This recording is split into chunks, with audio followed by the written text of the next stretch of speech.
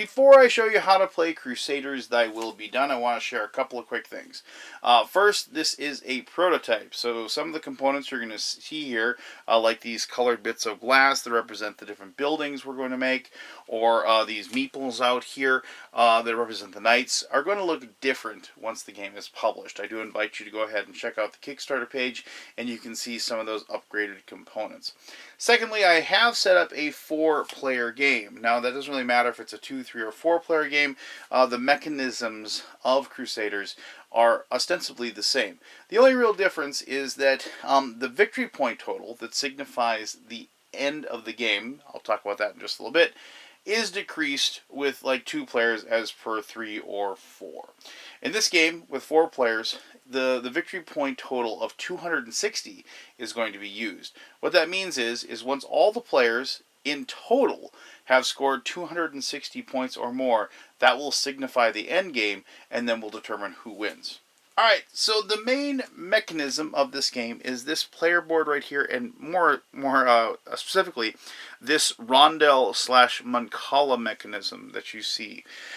You can notice, maybe, possibly, that each one of these spots actually has this little pie wedge that is placed on there. Now, you don't get to place them in any order you want. There actually is designated spots. But the reason why the rondel pieces or the pie pieces can be taken off is because during the game, you'll be able to upgrade them and have 2 actions on them instead of just 1. I'll explain how upgrading works, but I just want to make sure you saw that. Now, normally, each one of these wedges will have 2 cubes on it to begin the game. However, each person is going to have, a knight order, an order of knights, and each one of those is going to have a variable player power. So, like the Templar Knights, you can see by this little number here, it says 10. They're actually going to start with 10 cubes instead of 12. And it says, during setup, 2 wedges of your choice will only have 1 action token or action cube that is on there. So there's those things that you have to make sure of once you set up the game. Now, one of these orders will be handed out to each person randomly, and that is the order that they'll be playing.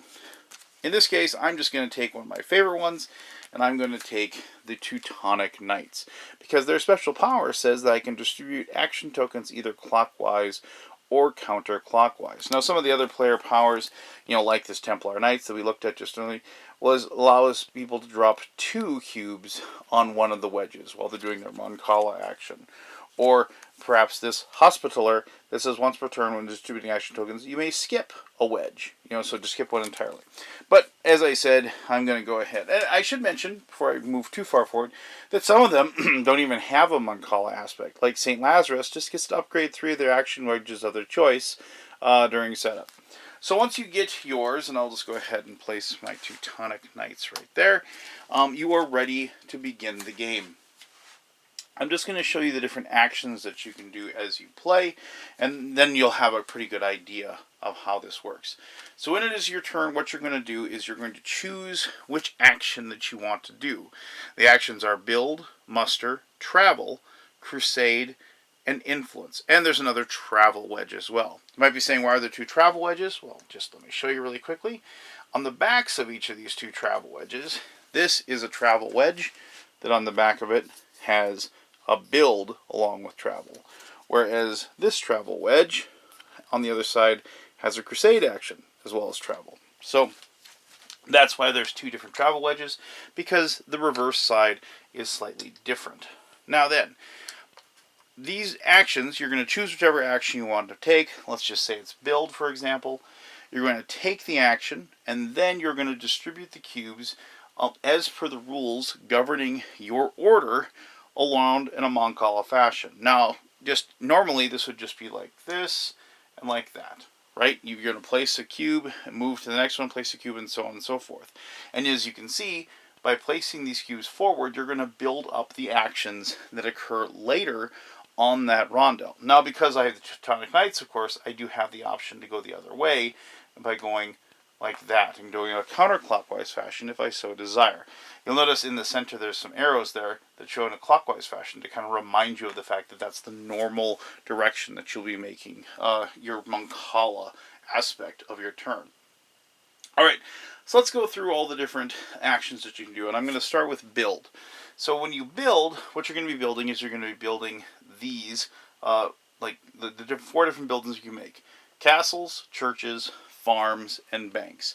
Now as you build these buildings, you will get points, which are these little tokens here, and you will get added bonuses to the powers that you have. For example, if you build a castle, you get to place another knight on the board once the castle is built. That's on level 1. You also get to do that with level 3 castle. With on the level 2 castle you build, you get a bonus of +1 to any travel action that you take. Moving down, with churches, for the first church and the second church, you get a bonus of +1 to your influence actions that you take. With the third church, you get a +1 to your influence and a +1 to your travel. Farms give you a bonus to your mustering actions. The first 2 give you a +1 muster, while the third one gives you a +1 muster and a +1 to your influence. And finally, the banks give you a bonus to your build action. The first 2 give you a +1 to build, and then the third one gives you a +1 to build and a +1 to influence. Now, all of those bonuses, they are all cumulative. So if you have a bonus to influence because of a 3rd level bank, and because of your churches that you built, all of those influence bonuses would come into play anytime that you took an influence action. Alright, so to build, basically you have to have enough power on a build action to choose the building that you wish to make and then place it on the board. Now, it might be difficult to see here, but there is a small hexagon there with it has a 3, a 4, a 5, and a 6. Those are the same for all of the buildings. The first level building, whether it is a castle, church, bank, or farm, is 3. The level 2 buildings are 4. Level 3 buildings are 5. And level 4 buildings are 6. So if you have enough power, what you can do is you can just take the marker and place it in the spot that you are where you built that action. And in the case of this castle, I would place another knight in that location because I've built that. In this case, since it's the level 1 building, you'll get 1 point, which you'll take out of the point total, and keep that yourself. Any points you earn during the game, you can't lose. So just make sure that you're always collecting your points for each one of your actions. Of course, since then, if we did a build action, we would place one of those cubes forward, like so, and then the next person would take their turn. Alright, so just kind of stepping back, let's just go ahead and look at the other actions. So if you wanted to do a muster action, muster builds up your armies. And there is no extra troops or anything you're placing on the board. Instead, you have these tokens up here that are numbered 1, 2, 3, 4, and 5. And much like the buildings that we just worked on, or showed how the build action works, it takes 3, 4, 5, 6, or 7 power to build 1, 2, 3, 4, or 5 of your troops. Now I should mention that both the build and the mustering, you can only build one thing. Even if you have enough power to build 2 buildings or muster 2 troops, you can only do 1. When you successfully muster a troop and take a power action of 3 for the level 1, or power 4, 5, 6, or 7, you just take that particular marker and turn it over, and then you'll see this little troop there, and then he has this Crusade action up on top. And what that means is that for each troop you have, you're going to gain a +1 to your Crusade action. Now moving on to the travel actions. There's one here and there's one here. Travel actions are relatively simple. When you take a travel action, you will just get that many movement points that you can use. Movement is normally 1 per spot unless you happen to be in the spot where an enemy is located. If you're in a spot where an enemy is located, it takes 2 action power to be able to move out of that location. Note, you could use 2 action power to move from this enemy spot to that enemy spot, and it wouldn't cost you any extra to enter into this spot where that enemy is located. It only costs 2 to move out if the enemy hasn't been destroyed. So you can spend 2 to move here, you can spend 2 to move here, you can spend 2 to move here, and so forth. So now we're in the location where we have an enemy. Here's this token here, and this token represents the Prussians. and I decided I wanted to attack them. That is where the Crusade action comes into effect. You have to have enough power, Crusade power, to defeat the strength of that enemy. Both the Prussians and the Slavs, according to this track, start having a 3 power. For every one of these tokens that is destroyed by a player, those will slowly move down this chart. Then they'll go to 4 power, then 5, and 6, and so on. You will get points for each one that you destroy equal to the strength of the enemy that you destroyed in that attack. So if we just defeated this Prussian with a strength of 3, and we would take that off, we would then be allowed, we would be given 3 victory points for doing so. We will also keep any token of any enemy that we've taken out because of the fact that they will be used late at the end of the game to determine if you've earned any extra victory points for defeating them in battle.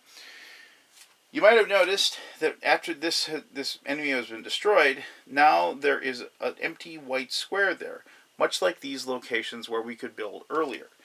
You cannot build in a location if an enemy is present. You have to defeat the enemy there, and then you are allowed to build a building in that section. Talking about building, I want to mention one other thing that you might have noticed. You might notice that in these starting areas, there's these little rhombus/trapezoid-like spots that have the different silhouettes of the different buildings. You'll also see in several different locations on the board, there are these removable tokens that also have these silhouettes and information on them. If you look at this, like say look at this one right here, it actually has a picture of a church and has a 2 influence token there. Now these are distributed randomly at the beginning of the game, but since this one is in that location, if you were to build a church, you would earn 2 extra victory points for doing so in that spot. So let's look at this spot that we defeated that Prussian. Here we have a church icon that says -1, and that's the power, and then 1 victory point, meaning that if we built a church in this location, it would cost 1 less power than normal, and you get a bonus victory point for doing so. Some of these locations have more than one type of building. Here we have a castle and a church. The castle has the -1 power on it, whereas the church has 1 extra victory point. Depending upon which one you choose, that would come into effect. You'll also notice that some of these spots have 2 action points on them. They will give you multiple options to build them, such as this location right here has these two tokens. One of them says a castle for 2 victory points, and the other one has a farm for 2 victory points. Now, depending upon which one you build, if you build either of those buildings, you would get 2 extra victory points. It should also be mentioned that you can only ever build 1 building per spot. So that is why there is a square there, and once that is filled, you cannot build any further on there. I just want to show you one more so you can kind of see something else. This is a 2 on this location, and you can see it has a spot that says -1 to the power of castle, and then a 1 victory point. And here we have, it says a -1 to the power of building a castle or a bank. The reason I'm showing you this is because these 2 bonus of the -1, if you built a castle here, these would be cumulative, meaning it would be a total of -2 power and 1 victory point if you were to build a castle in that spot. Alright, moving on from the Crusade action. Oh, I apologize. One last thing about the Crusade action. There are these Saracens, and you'll notice that they do not have a flag on it. They do, but the flag is on the other side of the token. But this is the side that you can see when you play the game. You notice that this one has a picture of a castle on it. You'll notice that this one has the picture of the shield of the mustering troops that are located on this part of your board. You notice that this one has the silhouette of the bank on it. If you defeat a Saracen, who always have a strength of 6, as you can see by this shield up here, you have 2 choices. You can either take 3 victory points for defeating them, or you can immediately build the building or muster the troop that is located on the other side of the token. So you have a choice then at that moment where you have to decide one or the other, which one will be more effective or more important to you at that time. Alright, so the final action that I want to talk about before I talk about upgrading the different parts, the pie wedges of your Rondel, is influence. Influence is a very basic action, in which case you don't actually do anything on the board whatsoever. Whatever power of action of influence that you take, you get to take that many victory points. So in this case, let's just go ahead and say I built these 2 churches, and so I have a total of +2 influence. And I have these 2 cubes on that influence chart. Now I'm going to just go counterclockwise because I want to, because I can, because I'm a Teutonic Knight. So I would take 2 power plus 2, and that would be a total of 4 power and influence. By doing that action, I would immediately gain 4 victory points for doing so. A lot of the pie wedges actually have on the other side of them a double, like the other action on there is influence. So let's just go ahead and look at this. So if we had upgraded this pie wedge and we had muster and influence, whatever extra power you use, you could divert into influence. So let's say, for example, we had 5 power, 5 action cubes on this particular board. And so we took an action for muster. But it only was 3 power to muster our first troop, leaving us with 2 points left over. We could then use those 2 as an influence action and get 2 more victory points for doing so. Now, mind you, you don't have to do partially muster and partial influence. Once you have upgraded the pie wedge, you can divvy up the points however you like. Now, how do you upgrade a pie wedge? Well, going with this example of upgrading this particular wedge, what we're going to do is we're going to say on our turn, we're going to go ahead and upgrade that wedge. Now that means that you're not doing any other action. All you're doing is upgrading a wedge on your pie. So you take it and you turn it around like so, and then you place the cubes that were on it back on the exact same spot. Now, as the player, you have the option, though you don't have to distribute cubes as per the rules governing your order from any of the pie wedges that are available.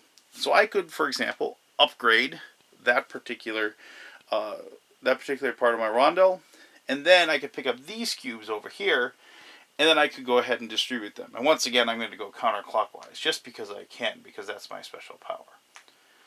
That's how upgrading a piece of your Rondel works.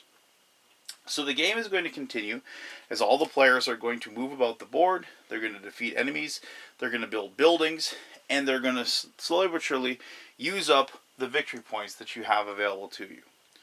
Once, in this case with 4 players, 260 victory points have been claimed, that will signify the end of the game. Now, depending upon who the first player was, you need to make sure that everybody gets a fair number of turns. For example, if blue was the first player in this game, and blue actually finished the game, all the other players at the table would get 1 more turn before we would total per total points. Once that is done, everybody will total their points, and then the final bonus scoring will happen. Each level 4 building, if you build them, gives you some bonuses. As for the example case, if you have built the level 4 bank, you would get bonus points for each level 4 building that you created. If you built a level 4 farm, you would get bonus points for every knight you had out on the board, plus whatever troops you had mustered as well. If you built a level 4 church, you would just get a flat a bonus of 6 victory points. And if you built a level 4 castle, you would get a bonus of 4 points for every set of enemies you destroyed. Meaning that for every set, meaning 1 Prussian, 1 Slav, and 1 Saracen that you defeated in battle, this would be worth 4 points. And you could do that as many times as you had this set of 3. The final bonus victory points are going to go to the people that defeated the most Saracens, the most Slavs, and the most Prussians in combat. Each enemy has both a 5 and a 2, meaning the first player would get 5 points, and the second player, the second most defeated, would get 2. If you were to tie for the Prussians, then each person would get 3. If you will tie for second place, then each person would get 1. Whoever has the most points after all those bonus points and everything else has been determined will be the winner of Crusaders. Thy Will Be Done. Well, I hope you enjoy learning how to play Crusaders Thy Will Be Done, so please check out the Kickstarter page for more pictures, reviews, and information. Thanks a lot.